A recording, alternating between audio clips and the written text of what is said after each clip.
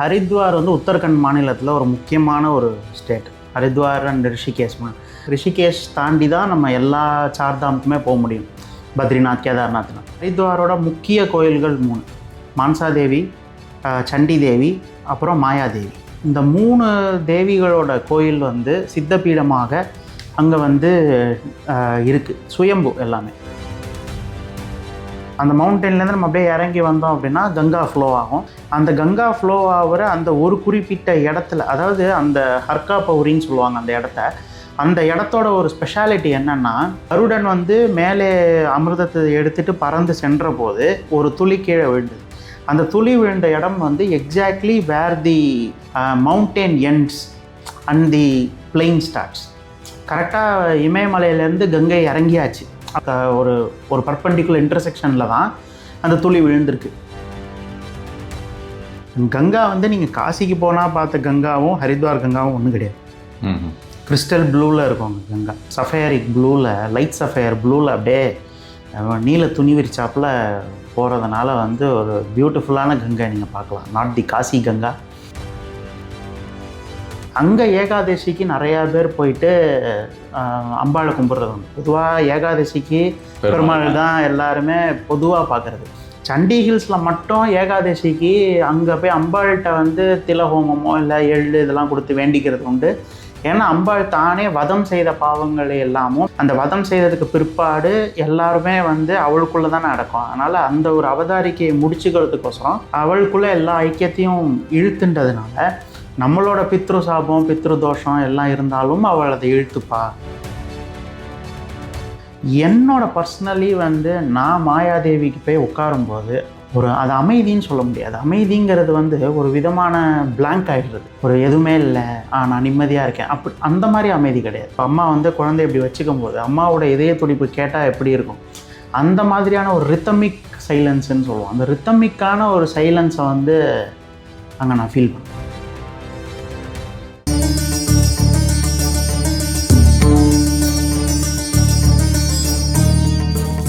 நமசிவாய. Already அந்த காசி மகாத்மியம் பற்றி பார்த்துருப்பீங்க.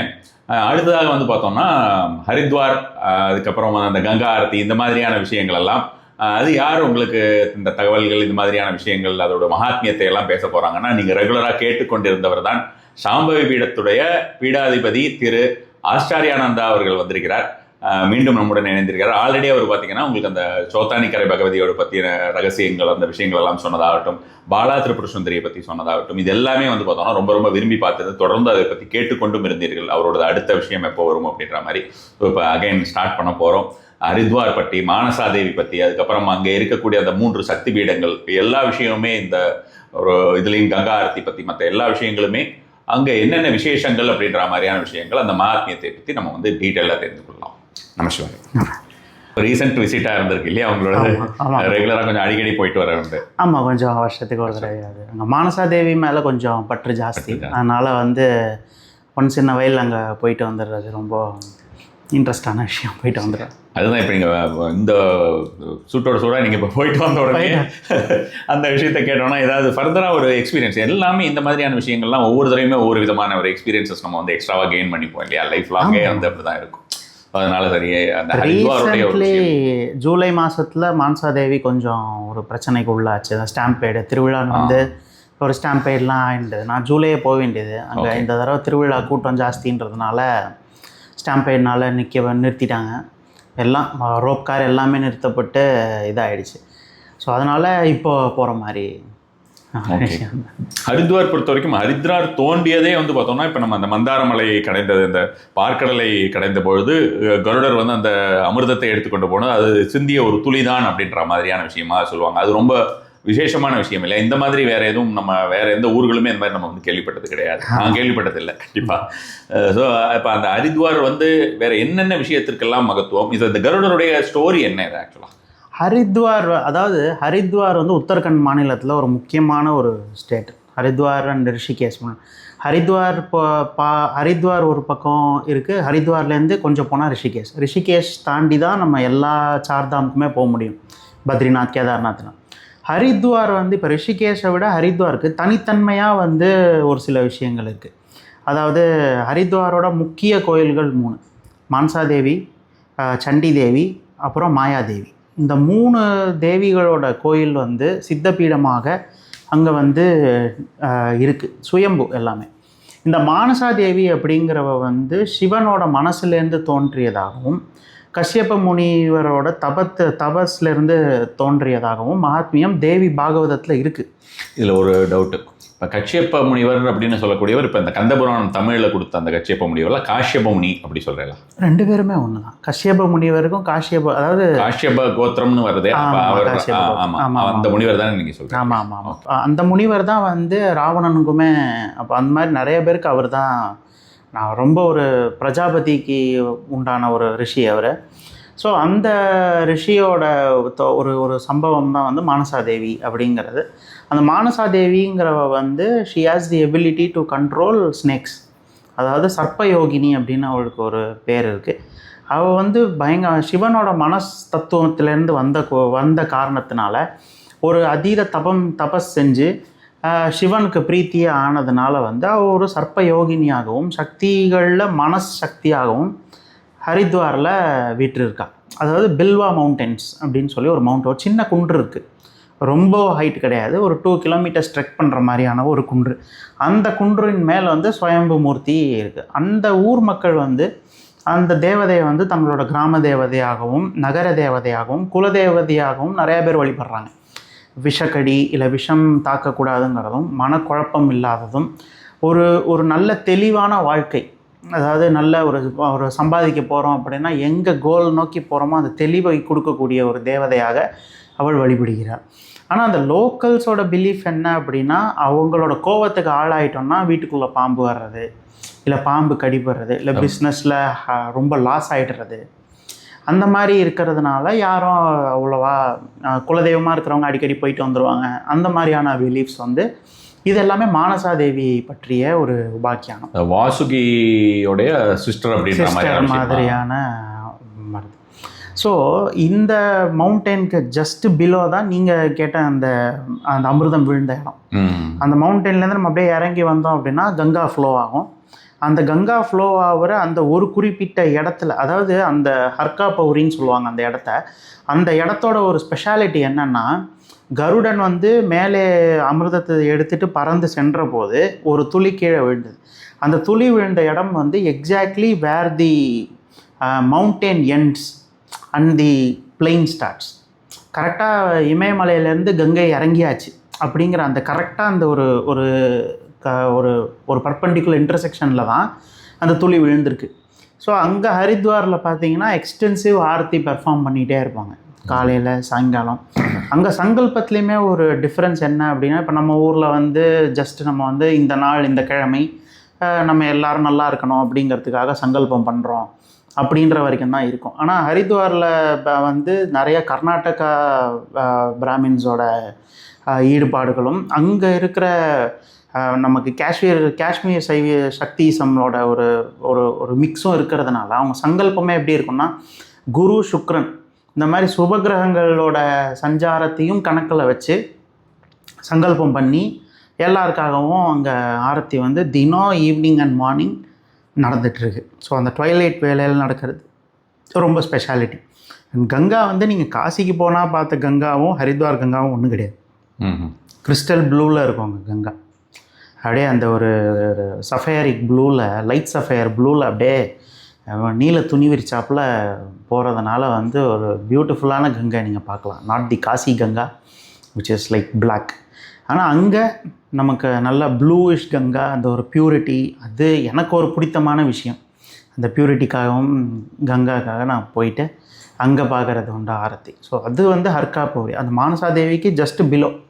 ஸோ மோஸ்ட்லி மானசாதேவி தரிசனம் பண்ணணும் அப்படின்னு பிளான் பண்ணி போகிறவங்க எல்லாருமே அந்த ஒரு 4 o'clock போய் மானசாதேவி பார்த்துட்டு 6 o'clock அப்படியே இறங்கி வந்துடுவாங்க. ஸோ இறங்கி வந்துட்டால் 6 o'clock இங்கே ஆரத்தி பார்த்துட்டு அப்புறம் they will go to rooms and whatever. அதுதான் வந்து கோர் பிளான், ஃபஸ்ட்டு பிளான்ஸு. இன்னும் 2 சக்தி பீடங்கன்னா சண்டி தேவி.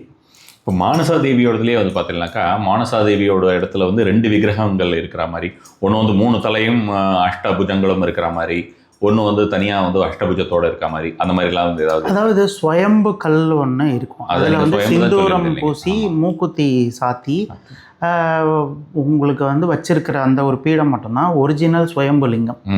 ஆனால் அந்த பிரகாரம் சுற்றி நீங்கள் போகும்போது அந்த உடான் கோட்லாலேருந்து அந்த ரோப் கார்லேருந்து நீங்கள் இறங்கி நடந்து வந்தீங்கன்னா ஃபஸ்ட்டு அந்த ஒரு உற்சவர் மூர்த்தி மாதிரி தான் இவங்க பண்ணி வச்சுருக்காங்க அம்பாள். அந்த இடத்து பக்கத்தில் யாக குண்டம் இருக்கும். ஸோ அந்த யாக குண்டத்துக்கோசரம் நிறுவப்பட்டது தான் அந்த 2வது விக்கிரகம். ஸோ நீங்கள் போனீங்கன்னா அந்த காலையில் ஒரு 10 to 11 அந்த டைமில் நீங்கள் தரிசனம் பண்ண போனீங்கன்னா கண்டிப்பாக அங்கே யாகம் நடக்கிற ஒரு விஷயம் இருக்குது. நீங்கள் யாகத்தில் பொறி கொடுப்பாங்க, கொஞ்சம் தட்சணை வச்சிங்கன்னா நீங்களும் ஒரு ஆவர்த்தி போட்டுட்டு அவங்க உங்களோட குலம் கோத்திரம்லாம் கேட்டு சங்கல்பம் பண்ணிவிட்டு அப்படியே சுற்றி வந்தீங்கன்னா மெயினான சன்னதியை பார்த்துட்டு அப்படியே வெளியே வந்துடுவீங்க. இந்த மேலே இருக்கிற அம்பாளுக்கும் இங்கே இருக்கிற அம்பாள் அந்த அளவுக்கு ஒரு சிக்னிஃபிகன்ஸ் வந்து நம்ம இங்கே சொல்ல முடியாது. யாகசாலை தான் அந்த ஒரு யாக குண்டம் வச்சுருக்காங்க. அந்த யாக குண்டமில் வந்து பர்ஃபார்ம் பண்ணுறாங்க. மெயினான சன்னதிக்கு கொஞ்சம் முன்னாடி யாக குண்டம் வந்துடும். ஸோ மேலே போய் என்ட்ரி ஆனோன்னா அந்த யாக குண்டம் அந்த யாகசாலை இது வழியாக தான் நம்ம நடந்து போனோம். அந்த நடந்து போகும்போது அந்த நடந்து போயிட்டு மெயினான அம்பாளை நம்ம பார்த்துட்டு அப்படியே வெளியே வந்துடுற மாதிரியான ஒரு அமைப்பு தான் அங்கே ஏற்கனவே இருக்குது. சாமுண்டியை பற்றி சொல்லிட்டு சண்டி ஹில்ஸ் வந்து அங்கே இருக்கிற 2வது விஷயம். இது நிறையா பேருக்கு அங்கே நிறையா போனவங்க நோட் பண்ணியிருக்க மாட்டாங்க. ஏன்னா ஒரு 2-3 தடவை போனால் தான் நோட் பண்ண முடியும். நீங்கள் சண்டி ஹில்ஸில் நின்று பார்த்தீங்கன்னா ஹரித்வார் தெரியும், மான்சாதேவி தெரியும். மான்சாதேவியில் நின்று பார்த்தீங்கன்னா சண்டி தேவி தெரியும் அந்த இடத்துல ஆக்சுவலி. ஸோ 2 ஹில்ஸுமே அது பேருமே சண்டி ஹில்ஸ் தான். அதோட மகாத்மியம் ரொம்ப இன்ட்ரெஸ்டிங். ஏன்னா அந்த மது கைடபர்கள் அப்புறம் இந்த அம்பாள் வந்து அசுரர்களெல்லாம் தேவர்கள் இருந்து யாகம் பண்ணுறாங்க. யாகம் பண்ணிவிட்டு அதில் அம்பாள் ஜோதி ரூபத்தில் வந்து சக்தி ரூபியாக மாறினதுக்கப்புறம் வருணன், யமன், அக்னி எல்லாரும் தங்களோட ஆயுதத்தை வந்து அம்பாளுக்கு கொடுக்குறாங்க. அப்போ அம்பாள் எல்லா ஆயுதத்தையும் ஸ்வீகரித்து ஒரு ஃபுல் ஒரு ஸ்வரூபம் விஸ்வரூபம் தரிசனம் கொடுத்துட்டு இமயமலை சாரலிலே போய் வாக்கிங் போய் அப்புறம் தூம்ரலோசனனை வதம் செய்ததாகவும் சும்பன் இவங்களெல்லாம் வதம் செய்த வரைக்கும் தேவ மகாத்மியத்தில் இருக்குது. ஆனால் அந்த தேவ மகாத்மியத்தில் அவள் வதம் செய்து விட்டு வரம் கொடுத்து மறைந்து விட்டாள்ன்றது வரைக்கும் இருக்கும். அந்த மறைந்ததுக்கு பிற்பாடு இந்த மலையில் இருக்க மிச்ச கதை. இந்த மலையில் வந்து அம்பாள் வந்து தன்னோட ரூபத்தில் இருந்த உக்ரத்தெல்லாம் தனிச்சுக்கிறதுக்கு கொஞ்ச நாள் வந்து பிரம்மச்சாரினியாக தபஸ் பண்ணினா. ஸோ வந்து ஒரு சாஃப்ட்வேர் ஆஸ்பெக்ட்ஸில் தபஸ் பண்ணி அவளோட உக்ரத்தெல்லாம் வந்து கம்மி பண்ணிட்டா. அந்த ஹில் டாப்பில் தான் அவள் அதெல்லாம் கம்மி பண்ணிட்டா அவளோட அந்த இதெல்லாம். அதனால் அந்த மலையில் அங்கங்கே ஒரு சின்ன சின்ன அருவிகள் இருக்கும். அது உடான் கோட்லாவில் போகும்போதே நம்மளால் பார்க்க முடியும். அங்கங்கே சின்ன அருவி இருக்கும். அங்கெல்லாம் வந்து அவள் ஸ்நானம் செய்து அந்த மலையே வந்து தேவியோட ஒரு வீடாக கொஞ்ச நாளைக்கு இருந்தது. அந்த அவதாரிக்கையை முடிச்சுக்கிற வரைக்கும் அவள் வந்து அங்கே ரெஸ்ட் எடுத்து அங்கே கொஞ்சம் தபஸ் பண்ணி அப்படியே ஸ்வயம்புவாக அங்கே அவளோட இறுதியான அந்த அவதாரிக்கை ஐக்கியமாகறதுக்கு முன்னாடியான நாட்கள் அங்கே இருந்து அங்கே அவள் அப்படியே பக்தர்களுக்கு அருள் பாலிக்கிறது அப்படிங்கிறது சண்டி ஹில்ஸோட ரொம்ப ரொம்ப ரொம்ப சிறப்பு இயல்பு. அங்கே ஏகாதசிக்கு நிறையா பேர் போயிட்டு அம்பாளை கும்பிட்றது உண்டு. பொதுவாக ஏகாதசிக்கு பெருமாள் தான் எல்லாருமே பொதுவாக பார்க்குறது.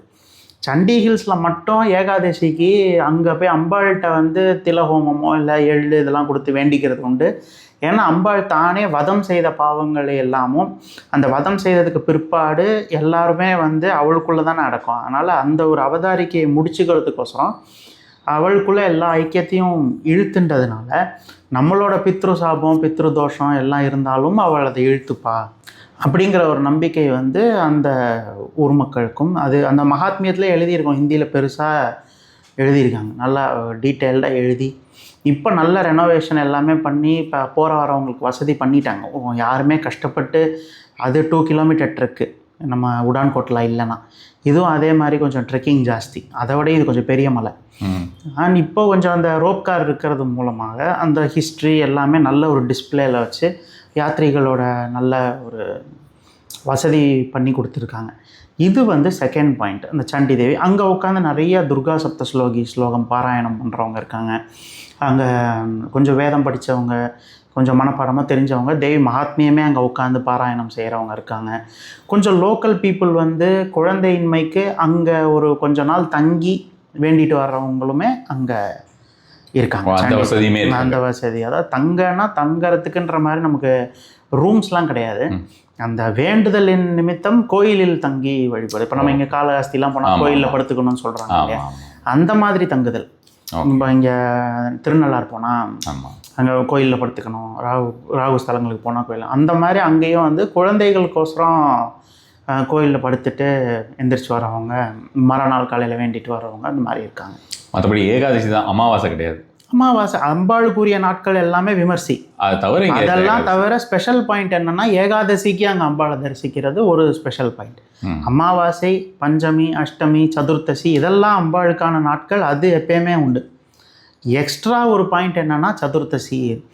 இன்னொரு விஷயம் என்னென்னா, சக்தி பீடம் என்பதால் அவங்க வந்து அடுத்தடுத்த சிலைகள் நம்ம ஆகமப்படுத்தவில்லை. அதாவது வந்து அது ஒரு நார்த் இந்தியன் டெம்பிள்ஸில் இருக்கக்கூடிய ஒரு விஷயம். என்ன சக்தி ஸ்வரூபம் சுயம்பு ரூபம் தோன்றியதோ அதை சுற்றி மட்டும் ஆலயம் அமைத்து வழிபட்டுட்டு போயிடுவாங்களே தவிர அதை ஆகமப்படுத்த மாட்டாங்க. நம்ம ஊர்லேயும் வந்து சுயம்புகள் இருக்குது. ஆனால் இது அம்பாலோட நெத்தி விழுந்த இடம்னு சொல்லுவா இல்லையா? ஆமாம் ஆமாம். இல்லை, சண்டி தேவி வந்து எந்த விதமான அங்கங்கள் விழுந்தது கிடையாது. அது வந்து அம்பாள் ரெஸ்ட் எடுத்து அம்பாளே அங்கே இருக்கிற மாதிரி. இல்லை, ஜென்ரலாக இப்போ இதுக்கு சொல்கிறேன், இப்போ ஹரித்வாரில் இருக்கிறது, ஹரித்வாரில் மானசாதேவி வந்து நெத்தி விழுந்தது. ஆமாம், மாயாதேவி வந்து இதயம் விழுந்தது. அது நம்ம சண்டி தேவிக்கு எதுவும் கிடையாது. அதுவும் கிடையாது. அது மகாத்மியத்தோட ஒரு தொடர்ச்சி. அங்கே வந்து அம்பாள் ஐக்கியமாகி வந்தாள் அப்படிங்கிறது ஒரு தொடர்ச்சி. ஸோ அந்த ஆகமம் படுத்தாததால் நம்ம கொஞ்சம் ஸ்ட்ரைட்டாக போயிட்டு சுயம்புமூர்த்தியாகவே பார்த்துட்டு திரும்பி வர்றது உண்டு. ஸோ தமிழர்கள் இடையில் நான் வந்து ரொம்ப பரவலாக கேள்விப்பட்டது அந்த ஒரு திருப்தியின்மை. ஏன்னா நம்ம இங்கே நிறையா சன்னதி நிறையா இது பார்த்து பழகிட்டு அங்கே ஒரு ஸ்பெசிஃபிக்காக முடிஞ்சிடுச்சா கோயில் அப்படிங்கிற மாதிரியான ஒரு ஃபீலிங்கை நான், ஏன்னா இங்கேருந்து நிறைய ஒரு ட்ரீம்ஸோடு போயிட்டு அங்கே போய் டக்குன்னு முடிஞ்சிடுச்சா அப்படின்ற, ஏன்னா ஆகமப்படுத்தவில்லை. நம்ம வந்து நமக்கும் இங்கே சுயம்பு அப்படி தான். இப்போ பழனி முருகன் சுயம்பு தான். ஆனால் பழனி முருகனுக்கு பார்த்துட்டு நம்ம அதுக்கு பிள்ளையார், உரிய போகருக்கு ஒரு சன்னதி அப்படின்னு நம்ம அதை வடிவுபடுத்தியிருக்கோம். அந்த மாதிரி நம்ம சுற்றி வரும்போது வடிவுபடுத்தி கரெக்டாக கீழே ஒரு கோயில், அது பைரவர் எல்லாம் வச்சு ஆகமப்படுத்துதல்னு ஒன்று இருக்குது. இப்போ திருப்பதி பெருமாள் பார்த்தாலும் கோயில் சின்னது தான், ஆனால் ஆகமப்படுத்தப்பட்டிருக்கும். நரசிம்மர் வச்சு கரெக்டாக ஃப்ரண்ட் பேக்லாம் கொடுத்து அந்த மாதிரி ஒரு ஆகமப்படுத்தப்பட்டதால் நமக்கு அப்படி ஒரு நிறைவாக பார்த்து பழகிட்டு நமக்கு அங்கே போகும்போது அந்த சுயம்பு மூர்த்தியை மட்டும் பார்த்துட்டு வரணும் அப்படிங்கிறது கொஞ்சம் நமக்கு டிஃப்ரெண்ட்டான ஒரு அனுபவமாக இருக்கும். அடுத்து மாயாதேவி. ஆமாம், இதுதான் வந்து மூணாவது முக்கியமான பீடம். மாயாதேவிங்கிறது வந்து அம்பாளோட இதயம் விழுந்த பகுதியாகவும் வந்து ரெக்கார்ட் பண்ணியிருக்கேன். என்னோட பர்சனலி வந்து நான் மாயாதேவிக்கு போய் உட்காரும்போது ஒரு அது அமைதின்னு சொல்ல முடியாது. அமைதிங்கிறது வந்து ஒரு விதமான பிளாங்க் ஆகிடுறது, ஒரு எதுவுமே இல்லை, நான் நிம்மதியாக இருக்கேன் அந்த மாதிரி அமைதி கிடையாது. மாயாதேவி சன்னதியில் உட்காரும்போது மட்டும் ஒருத்தங்க இப்போ நம்ம வந்து இப்போ அம்மா வந்து குழந்தை இப்படி வச்சுக்கும் போது அம்மாவோட இதய துடிப்பு கேட்டால் எப்படி இருக்கும், அந்த மாதிரியான ஒரு ரித்தமிக் சைலன்ஸுன்னு சொல்லுவோம். அந்த ரித்தமிக்கான ஒரு சைலன்ஸை வந்து அங்கே நான் ஃபீல் பண்ணேன். அதை நான் இல்லை, நிறையா பேர் ஃபீல் பண்ணியிருப்பாங்க. அந்த பூசாரியே கூட சொல்லி நான் கேள்விப்பட்டிருக்கேன். அந்த ஒரு ஒரு ஒரு ஒரு ரித்தமிக்கான ஒரு சைலன்ஸை வந்து அங்கே மட்டுமே நம்மளால் உணர முடியும். அது மாயாதேவியோட ஒரு பெரிய ஒரு ப்ளஸ் பாயிண்ட்டு. அந்த க்ஷேத்திரத்தோட ஒரு பெரிய தீவிரமே அதுதான். அங்கே போய் உட்காந்து அந்த ஒரு அம்மாவோட இதய துடிப்பை நம்ம கேட்குறோங்கிற மாதிரியான ஒரு ஒரு ஒரு க்ரிப் அங்கே இருக்கும். நமக்கு உண்டான அந்த ஒரு கைண்ட் ஆஃப் ஒரு ப்ரொடெக்ஷன் ஃபீல் பண்ணுவோம், ஒரு நர்ச்சர்டு ஃபீல் இருக்குது. ஸோ மாயாதேவி அங்கே இருக்கிறவங்களுமே நிறையா வந்து அங்கே லோக்கல்ஸ் எல்லாருமே மனநலம்காகவும் இல்லை வந்து ரொம்ப ஸ்ட்ரெஸ்டாக இருக்குது, வாழ்க்கையில் எல்லாமே ஸ்டாக்னண்ட் ஆகிடுச்சு அப்படின்னா அங்கே போய் அர்ச்சனை பண்ணிவிட்டு வேண்டிட்டு அதுக்கப்புறம் அங்கே கொஞ்ச நேரம் உட்காந்து மெடிடேட் பண்ணிட்டு வர மாதிரியான ஒரு க்ஷேத்திரமாக தான் பார்க்குறோம். நிறையா பேர் அதை ஒரு மெடிடேஷன் சும்மா போய் உட்காந்துட்டு வரலாம் அப்படிங்கிற மாதிரி அது ஒரு ரொட்டீனாகவே வச்சுருக்கோம். ஸோ அது சக்தி பீடம் அவங்களுக்கு அது ஆக்சசபிளாக இருக்கிறது வந்து நம்ம இங்கேருந்து போயிட்டு அந்த ஒரு விஷயத்தை அனுபவிச்சுட்டு வரும்போது இவங்களுக்குலாம் பக்கத்துலேயே இருக்கேன்னு நமக்கு பொறாமையாக இருக்கும். அந்த மாதிரியான ஒரு அது டிபிக்கலாக இருக்கிறது தான். அங்கே நார்த் பீப்புளுக்கு எல்லாருக்கும் இங்கே வந்தானா அவளுக்கு ஏகப்பட்டது இருக்கேன் இங்கே, அந்த அளவுக்கு அங்கே இல்லை அப்படின்ற மாதிரி. ஆமாம், அந்த மாதிரி நமக்கு எக்ஸ்பீரியன்ஸில் அந்த மாதிரி. இப்போ ஓவராலாக பார்த்தோம்னா நீங்கள் சொல்கிறது மாதிரி பார்க்கும்போது அந்த 3 சக்தி பீடங்களுமே 3 சக்தி பீடம்னா 2 சக்தி பீடம் ஒரு 3மே சக்திகள் இருக்கக்கூடியது. அப்போ அப்படியே கூட சொல்லலாம். அப்படின்னு பார்த்தோம்னா மானசாதேவியுமே பார்த்தோம்னா she is related to mind இல்லையா? இப்போ நம்ம மாயாதேவி தாயார் அம்பாளை பார்த்தோம்னாக்கா அவளுமே வந்து பார்த்தோம்னா இதயம் விழுந்த இடம்னு சொல்கிறது. ஸோ இது எல்லாருமே வந்து பார்த்தோம்னா மைண்ட் ரிலேட்டட் இஷ்யூஸ்க்கு இவங்க 3 பேருமே மெயினாக பர்டிகுலராக அப்படி அமைஞ்ச மாதிரியான ஒரு அமைப்பாக. அதாவது இதை இப்படியும் பிரிக்கலாம். சண்டி தேவி வந்து மூலாதார சக்கரம்னு வச்சுக்கலாம். ஏன்னா ஷீ இஸ் கிரவுண்டிங் அங்கே அமைதிப்படுத்தி கிரவுண்ட் பண்ணிக்கிட்டா. அதுக்கப்புறமேட்டு நீங்கள் மாயாதேவி வந்தீங்கன்னா heart chakra. So grounding heart. அடுத்து மானசாதேவி ஆக்யா சக்கரம் அப்படிங்கிற மாதிரியான ஒரு ஆக்யா 3 சக்கரங்களுக்கு உண்டான க்ஷேத்திரங்கள் அங்கே இருக்குது. அது போக விஷுத்திக்கு நம்ம ஹர்கா பௌரியில் இந்த அமிர்தத்தை வச்சுக்கலாம். ஏன்னா கீழே விஷுத்தி, அதுக்கு மேலே தானே ஆக்யா. அது மாதிரி வந்து ஏன்னா விஷுத்தி சக்கரமும் ப்ளூவாக தான் இருக்கும், கங்கையும் ப்ளூ தான். அது அமிர்தம் விழற இடம். ஸோ நம்ம நல்லா தபஸ் பண்ணினோம் அப்படின்னா அமிர்தம் வந்து விஷுத்தி வழியாக தான் விழறது. அதனால் அது அமிர்தம் விழுந்த இடம் ஹரித்வார். ஸோ நம்ம உடம்புல ஹரித்வார் இதுதான், நீல கலர் சக்கரம் அதுதான். அந்த மாதிரி வந்து ஸோ ஆர்டராக வரணும்னா மாயாதேவி, சண்டி தேவி, ஹர்கா பௌரி, மனசாதேவி அப்படின்னா மூலாதாரம், அநாகதம், விஷுத்தி, ஆங்கிய அப்படின்ற மாதிரியான ஒரு க்ஷேத்ராடனம் பண்ணலாம். சக்ரா கிளென்சிங்க்கு ரெமெடி அப்படின்ற. ஆமாம் ஆமாம், கண்டிப்பாக. வேறு என்ன அங்கே ஏதாவது குண்ட் அப்படின்னு நம்ம ஆல்ரெடி இப்போ பேசின்றது போது கூட அந்த இவங்க பிரம்மகுண்டம் சொல்லக்கூடியது அது மாதிரி காட் மாதிரி ஏதாவது இருக்கு. Along the ghats of Ganga நிறைய பிரம்மகுண்டம் இருக்குது. அப்புறமேட்டு அங்கே இருந்த சித்தர்கள் நிறையா பீடங்கள் நிறுவி அந்த மாதிரியான குண்டங்கள் நிறையா இருக்குது. ஸோ அந்த குண்டங்களில் ஒரு ராஜாக்கள் லைக் விக்ரமாதித்யன் நிறையா அந்த ஹரித்வாரை ஆண்ட சில மன்னர்கள் அவங்களுக்கு தேவி அங்கங்கே பிரத்யட்சமாகி வரம் கொடுத்த சரித்திரங்கள், மகாத்மியங்கள், அதனால உருவாகப்பட்ட சின்ன சின்ன கோயில்கள் அதெல்லாம் அலாங் தி காட்ஸ் உங்களுக்கு வந்துலாவே இருக்குது. ஆமாம் ஆமாம், ஓவர் தி ஸ்ட்ரெச் ஹரித்வார் ஃபுல்லாகவே அது வந்துடுது.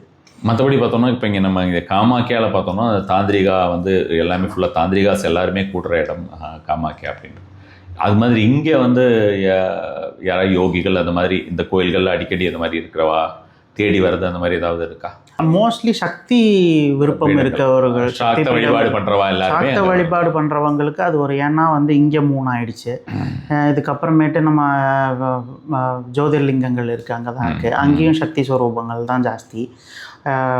ஸோ அந்த இப்போ ரிஷிகேஷ்லேருந்து கேதார்நாத் போனால் கேதார்நாத்ன்றது வந்து அம்பாளுக்கும் அதில் ஒரு பெரிய தொடர்பு இருக்குது. ஓகே. ஸோ அந்த மாதிரி இருக்கிறதுனால சக்தி வழிபாடு, சக்தி சம்பளம் ரொம்ப இன்ட்ரெஸ்ட் இருக்கிறவங்களுக்கு ஒரு ஹப்.